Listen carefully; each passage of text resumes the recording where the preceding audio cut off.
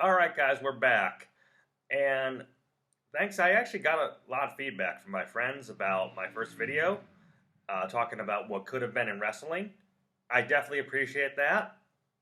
And I already had another topic I wanted to talk about uh, that is kind of relevant for what's going on right now.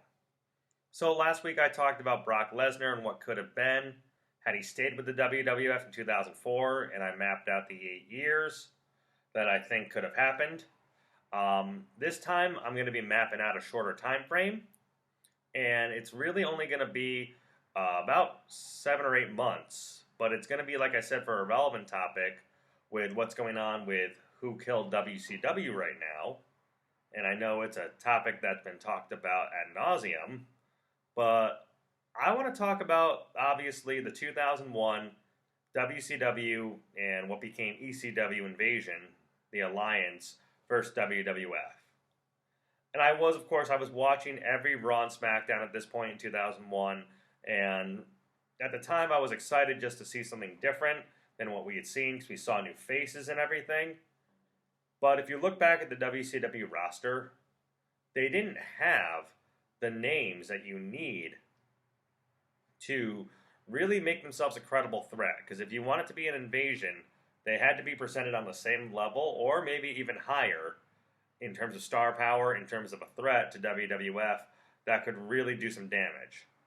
If you look at the NWO, when they did that angle in WCW, they did that so well because NWO was presented as real stars from day one, coming in and threatening, basically the existence of World Championship Wrestling.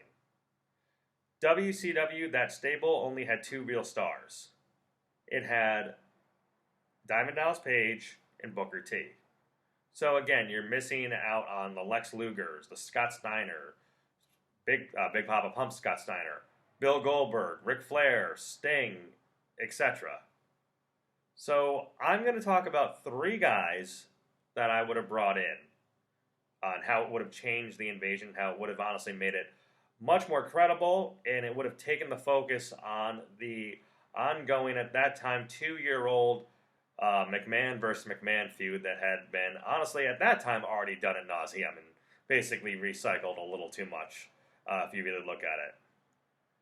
So, the three guys I would have brought in would have been Sting, Bill Goldberg, and Ric Flair. The reason for Ric Flair is going to be explained pretty soon, but I'm just not going to get into that quite yet. But I definitely have thoughts on why Ric Flair I think would be very important to this. So now, really, if you think about it, when you look back at the WCW Invasion angle they did, it started off as a hot angle with Diamond Dallas Page coming out because he was a credible star the Monday Night Raw before King of the Ring. And then Booker T attacking a heel Stone Cold, establishing him as a baby face. And a lot of these WCW invaders were being established as baby faces. So you have Booker T and you had Diamond Dallas Page, the two real stars they had. And then, of course, the next night Booker T, that is, at Madison Square Garden, he scissor kicks Vince McMahon, does a Spinneroonie, and then leaves through the crowd with Shane. The thing is, WWF and WCW were at odds for years, legitimately. They hated each other, Vince and Eric Bischoff. No, I wouldn't bring Eric Bischoff in yet. He's not part of this. I'm just bringing his name up because Eric Bischoff was the one who was beating Vince at his own game for a while.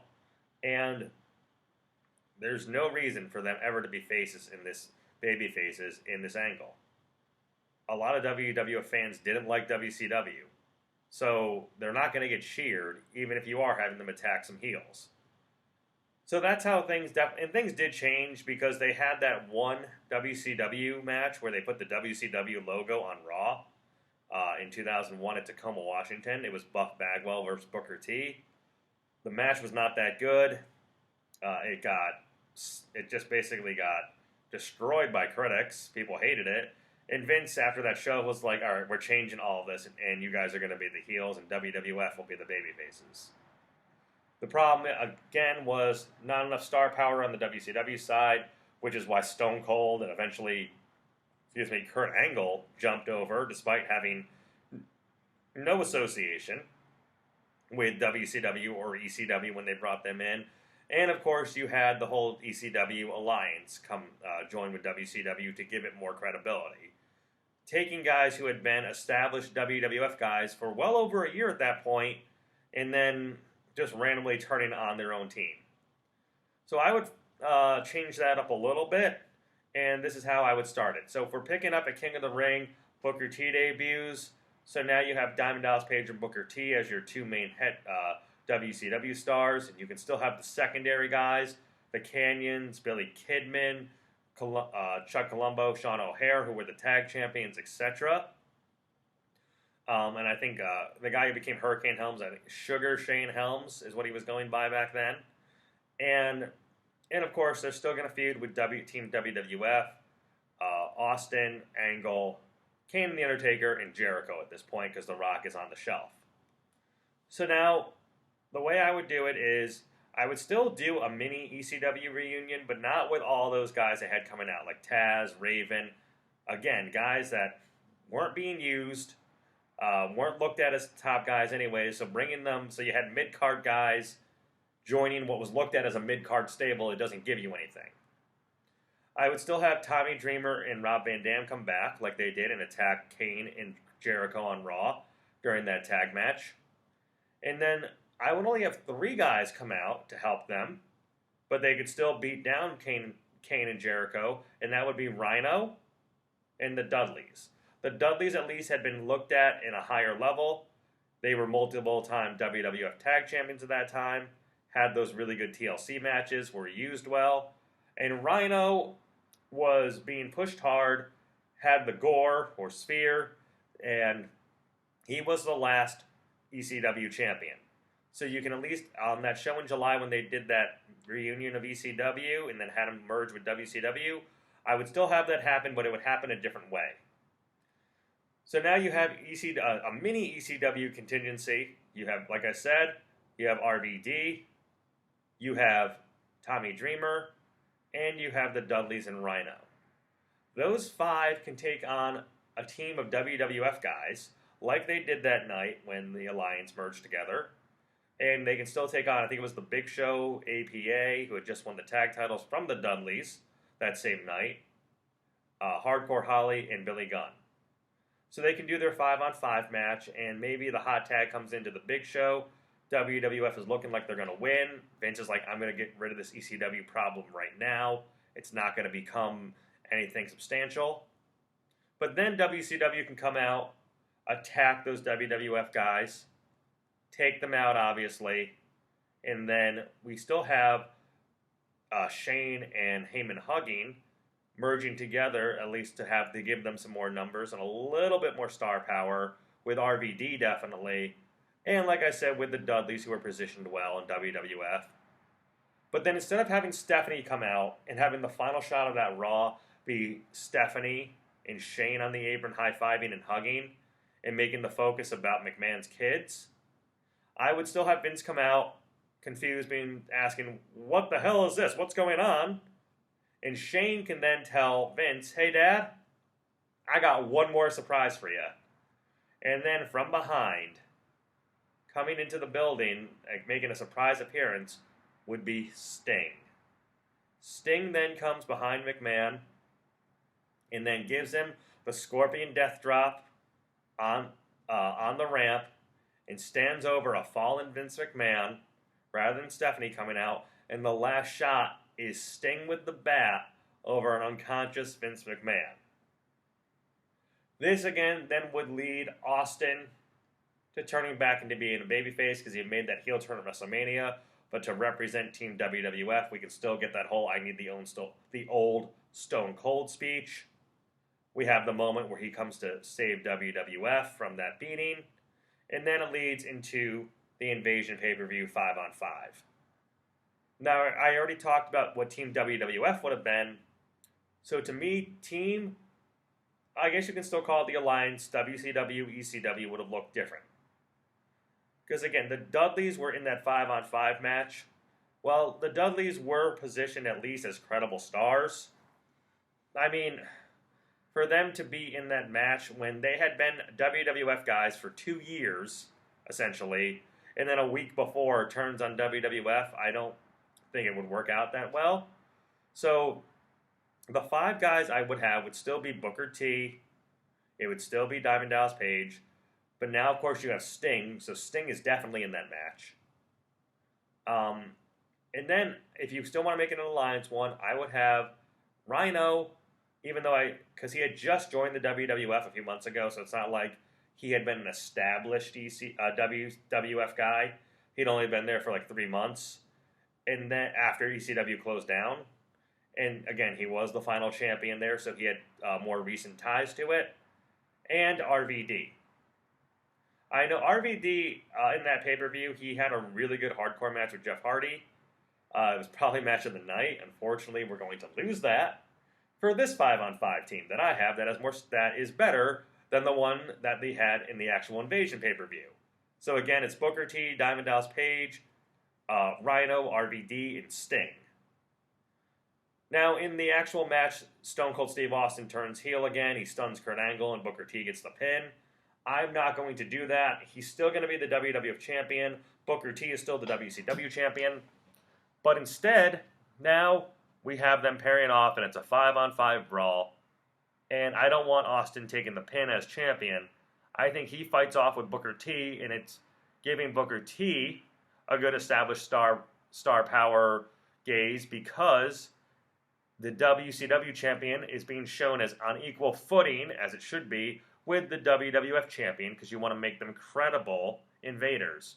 They can brawl off, just like in real life Undertaker and DDP brawled off. It's an Attitude Era match. It's 2001, so guys are taking out chairs, going through tables, etc. That's going to leave it to a younger and now getting more established Kurt Angle. So now we're establishing Kurt Angle still as a star, battling it out with Sting. Kurt Angle can have the match won, has Sting in the ankle lock, but through the crowd comes Bill Goldberg. Goldberg comes through the crowd, spears Kurt Angle, Sting hits the Scorpion Death Drop, pins Kurt Angle, and that's how the Alliance wins that match. So now you have even more firepower for the Alliance. You have brought in WCW's biggest star from 1998 forward. Yes, he was their biggest star, and a reason in 98 why people still preferred WCW over WWF. So now you have Goldberg in that group. So to counteract that, of course, Vince can bring back The Rock. Stone Cold stays with Team WWF. On the WWF side, stays babyface. He's still champion, but Booker T is the WCW champion. Now, one of the things that can be established in this feud now is also these bigger names coming in, and Vince can say these guys are coming in without contracts. I didn't sign these guys, they weren't part of the original buyout, which they weren't. In reality, those bigger names, they had different contracts than the WCW buyout contracts because they had them with Time Warner and they were getting paid more money. So Vince just didn't want to pay him all that money and let him sit at home and just collect a check because Diamond Dallas Page and Booker T, they gave back half of their money that they were owed just to get paid the same amount by WWE. They basically let WWF buy out half of their contract to get basically half of it back later. Like they could have literally stayed at home and just collected money through 2001. So Vince can wonder how they got signed. Now you bring in the real mouthpiece for WCW. Shane and Stephanie were cutting the promos for ECW. Again, in this situation, in my example, Stephanie is not brought in. I don't think she's as necessary. Paul Heyman could still talk for the ECW contingency, the smaller ECW contingency. And then it can be revealed that Shane and Stephanie still stole their WWF stock. And Ric Flair can still come out and confirm and reveal that he was the one who bought a lot of that stock and had power in WWF, and that's why Goldberg and Sting were signed when Vince didn't want to buy out their contracts and are now here to help the WCW and ECW contingency. That's how you can get around that. So now you have the guy, when people think WCW, it was either Sting or Ric Flair. Sting was looked at as the franchise guy. He never left and went to WWF at all during his WCW run. Even Ric Flair left for a year in 1990, during that 1992 run, 91 and 92. But Ric Flair is obviously the guy who had most of his world title reigns in NWA, then WCW, through that 13-year stint of existence, and then, of course, was for a while their biggest star. So you bring him in as the mouthpiece for the WCW side. That's a big upgrade from Shane McMahon. And also, it keeps them, again, it gives them another star, and it keeps them, it basically makes them a credible threat in the people's eyes is what this would do.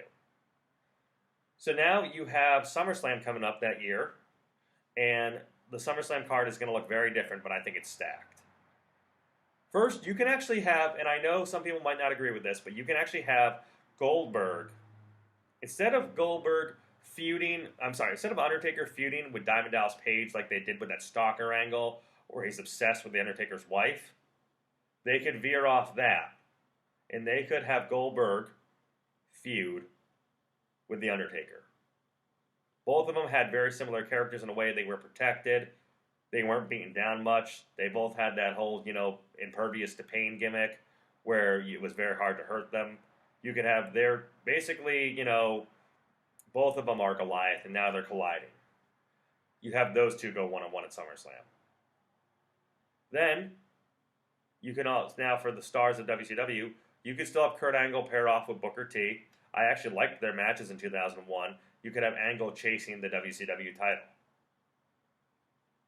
Diamond Dallas Page, instead of getting relegated to, again, being that stalker and then literally becoming an afterthought after just 2 or 3 months in the company, you can have him feud with The Rock.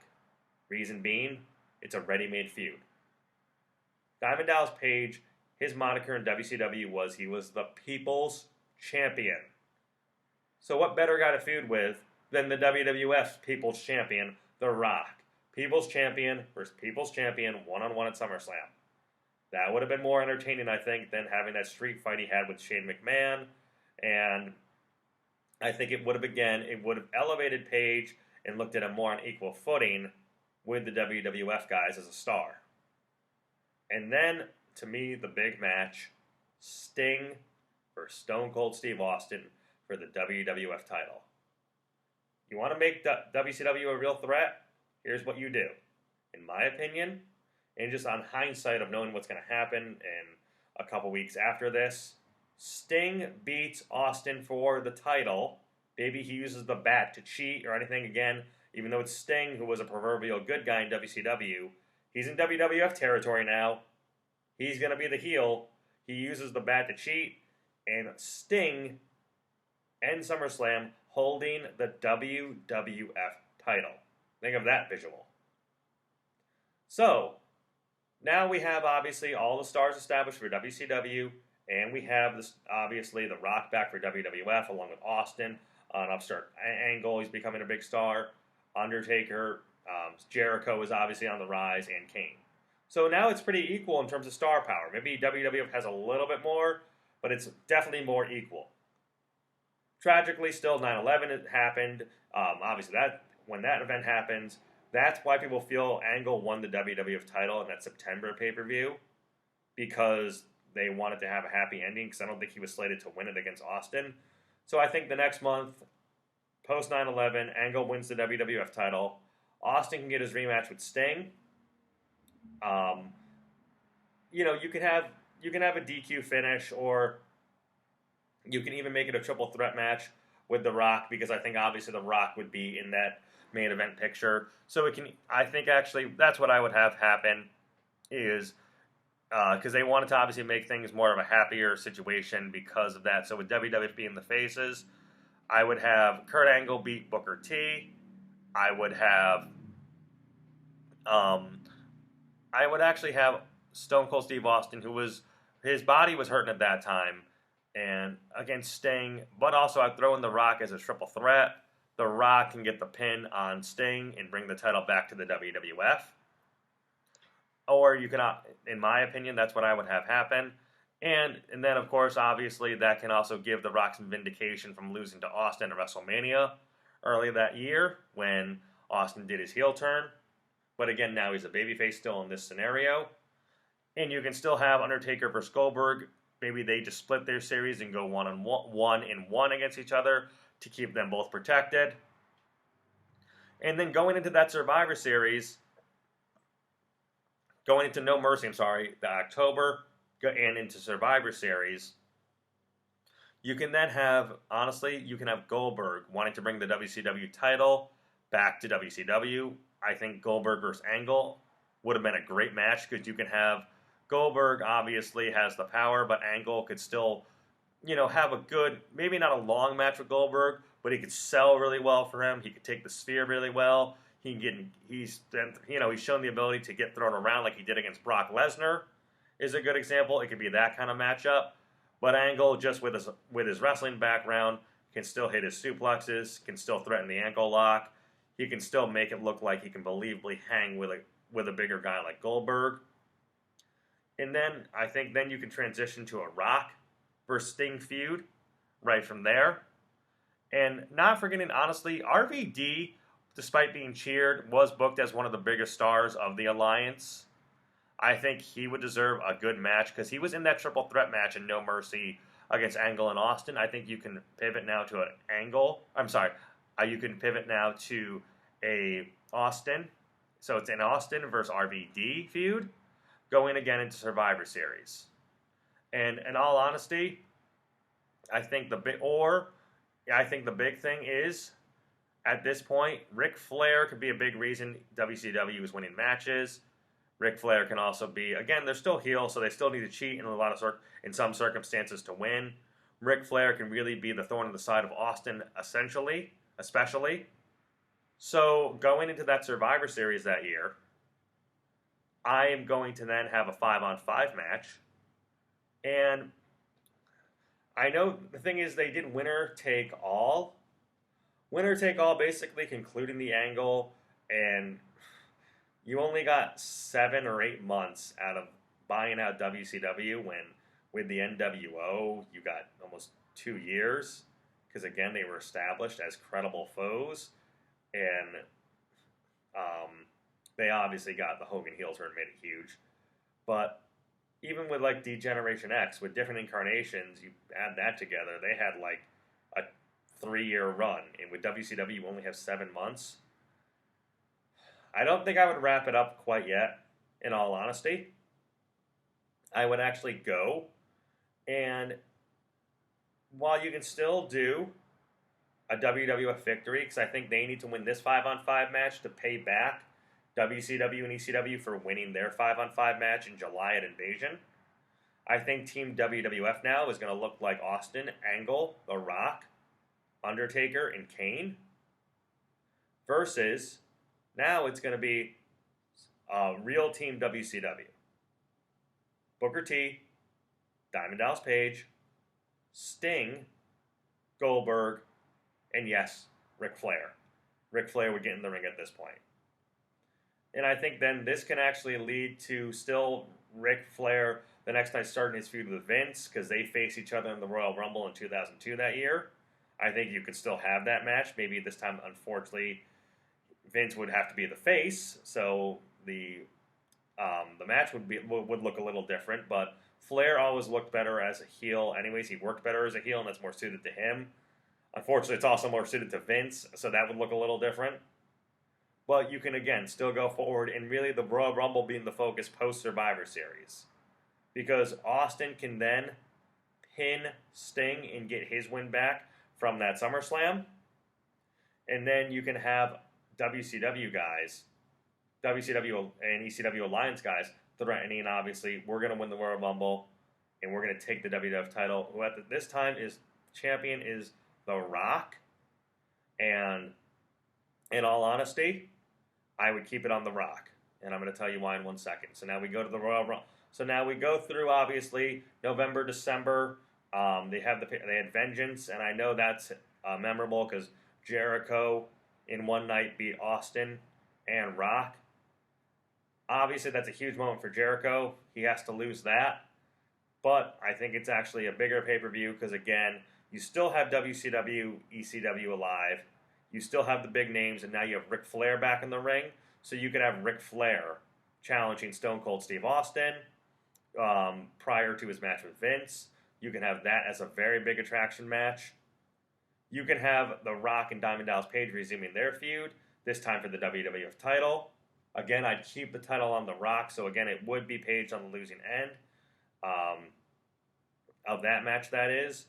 And, of course, you can still have Kurt Angle, if you don't want to have him run with Booker T at that point, you can then have him run with, you can honestly, like I said, you can have him continue something with Goldberg.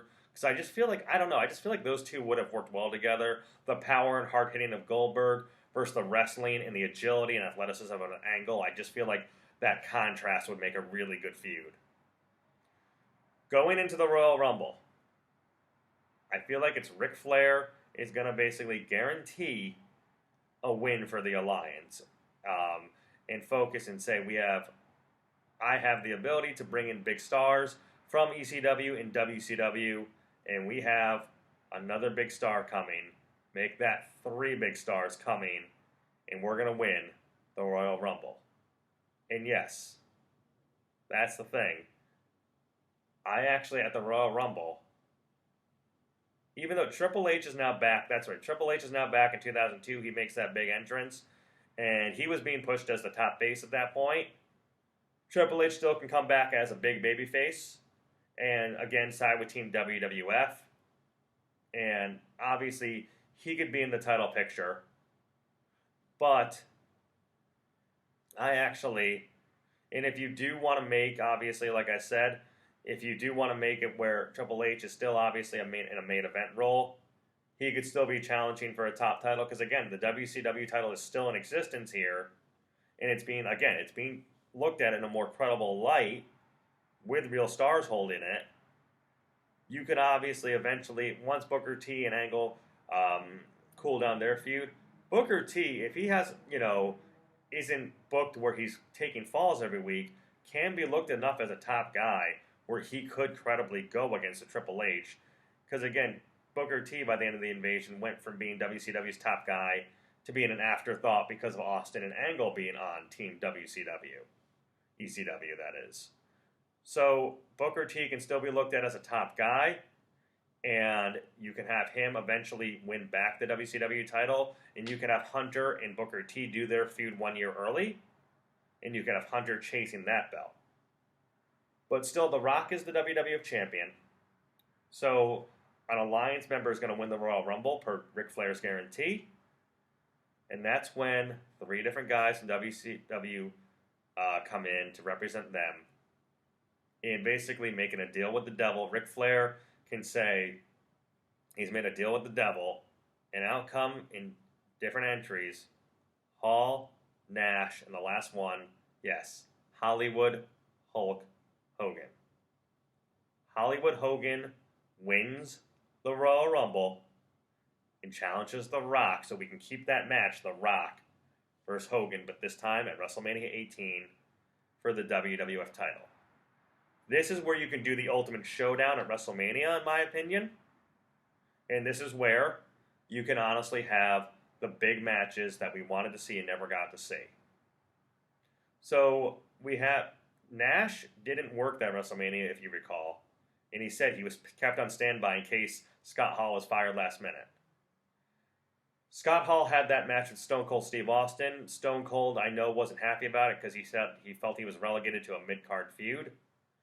I would have, honestly, if we're keeping Kurt Angle babyface, I would have Kurt Angle go with Scott Hall. Kurt Angle is a babyface. Honestly, Scott Hall as the heel, but Hogan is the number 1 contender again, so it's now a big WCW versus, now technically WCW/NWO and ECW card versus the WWF. But in the Royal Rumble, I would also have obviously guys like Sting in it.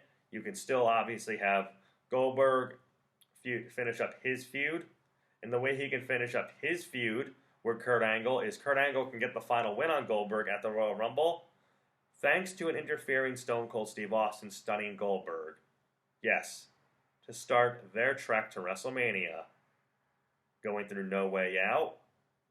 And then it is Goldberg. So now I'm jumping ahead to WrestleMania. I'm going to skip No Way Out because the big showdown, the big matches are going to be, the big main event matches are going to be Hogan Rock for the WWF title, Austin versus Bill Goldberg. Yes, Austin versus Bill Goldberg is one I definitely always wanted to see personally, especially in the 90s. Then, of course, you can still have Angle now that he finishes his feud. Like I said, with Goldberg, he can run with Scott Hall. Kevin Nash can still be on standby because Scott Hall, unfortunately, did have the drinking problem, and there was speculation he was going to get fired basically the day he re-signed with the WWF. Different story for another time. And then, basically, now you have Ric Flair. You still have Ric Flair at that WrestleMania. He had a match with The Undertaker. They can still have their match. I think that's still a really big match, and I remember really liking that match, too. Their No Holds Barred match was very good. No, actually, I'm sorry. I wouldn't keep that. I think I would actually have Ric Flair, because now thinking about it, because now Ric Flair is a heel, I would actually keep it similar, but I would have him run with Kane, because I think the other big match that people want to see would be The Undertaker versus Sting. Sting, obviously, like I said, he would be the WWF champion, lose it at No Mercy, and then go into the Royal Rumble. Because I know that Undertaker was in the Royal Rumble, you could have Sting in it, and honestly, you could do that spot where Maven had drop-kicked The Undertaker from behind when he was a heel and had that shock elimination. I think you could have Sting sneak up on The Undertaker from behind while he's clearing the ring out and still do a shock elimination that way, where maybe it's in one of those angles where he's not even an entrant. He comes in, drop kicks him from behind, and shock eliminates him, and it's like, wait, Sting's not even an entrant. What's he doing here? He screws The Undertaker out of winning the Royal Rumble. That's going to start their feud. So now you get the showdowns that people always wanted to see and never got to. We got to see Hogan Rock, which was great, and we actually got to see it twice. But then you also get Goldberg versus Austin, and you get Sting versus The Undertaker. And that's where you can do the big showdown and winner take all. And I think, obviously, the big matches obviously happen. And I think, honestly, The Rock beat Hogan at that WrestleMania, and I think that's what happens. And then Austin stuns Goldberg and pins him. And then, finally, to wrap up the WCW angle, because they can make this winner take all, you can have The Undertaker beat Sting at their WrestleMania match. And that's how you can conclude, because then this can be the ultimate showdown, where the tagline of this WrestleMania can be winner take all. Basically, the WWF would win all their big matches, and that's how they would stand triumphant at the end of the night.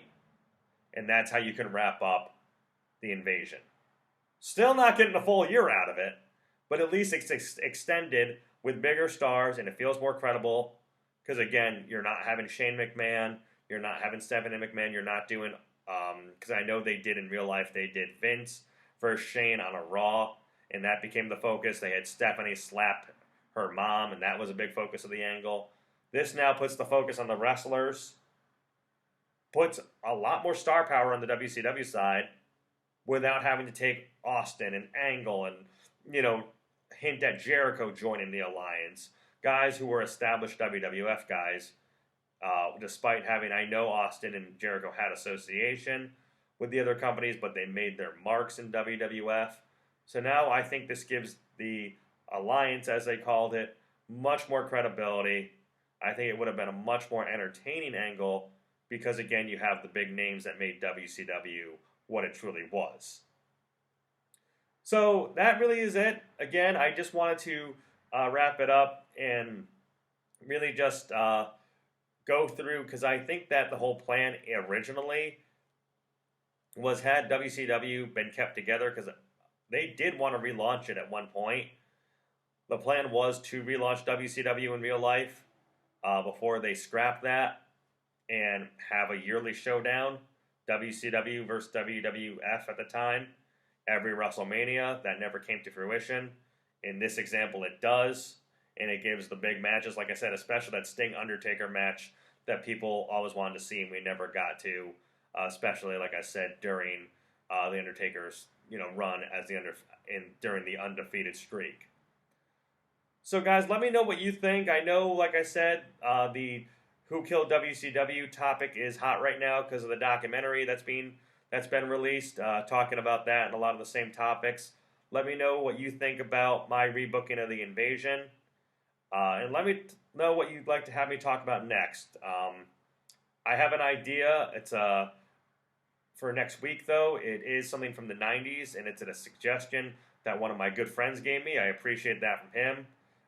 He actually gave me some good feedback and gave me a really good topic to talk about. So I'm excited to talk about that one next week. But again, thank you, everyone. And like I said, drop comments down below of how you think things could have changed.